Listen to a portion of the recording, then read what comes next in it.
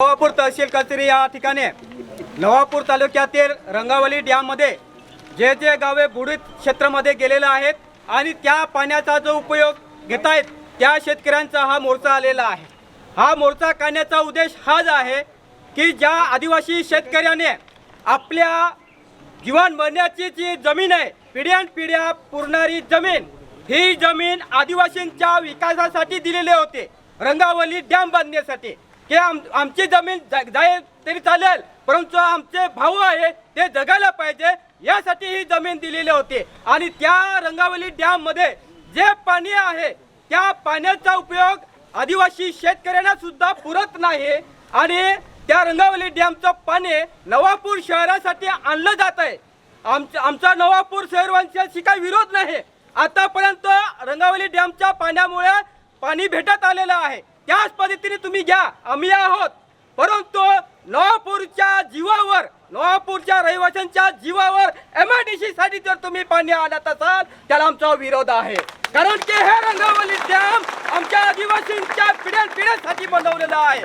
आमच्या आदिवासींच्या त्या जमिनी गेलेल्या आहेत, त्यांचे योग्य पुनर्वसन अजून झालेलं नाही। त्या गावामध्ये तुम्ही जाऊन बघा, साधे रस्ते नाही, शाळा नाही, आरोग्याची व्यवस्था नाही आणि त्यामुळे आमच्या जो रंगावली डॅमचा पाण्याचा हक्क आहे तो हक्क आम्ही घेणारच आहे, आम्ही कुणाला देणार नाही, आमच्या इच्छाचा वाटा कुणाला देणार नाही, हे आज ठणकावून सांगण्यासाठी आलेलो आहे।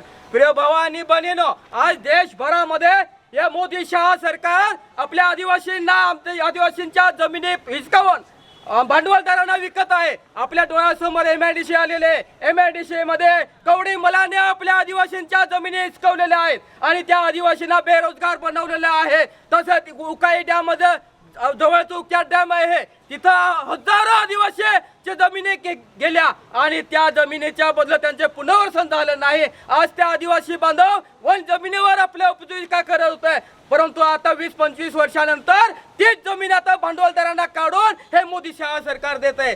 त्यामुळे आमच्या जमीन, आमचं जंगल, आमचं जल, आमचं डॅम सगळं आमच्या आदिवासींच्या हक्कासाठी आहे। हे जोपर्यंत आम्हाला भेटत नाही तोपर्यंत हा लढा सुरूच राहील आणि येणाऱ्या दिवसामध्ये सत्यशोधक शेतकरी सभा ही पूर्ण ताकदीशी या आपल्या सगळ्या बांधवांसाठी उभी राहील, हे मी आज आश्वासन देतो।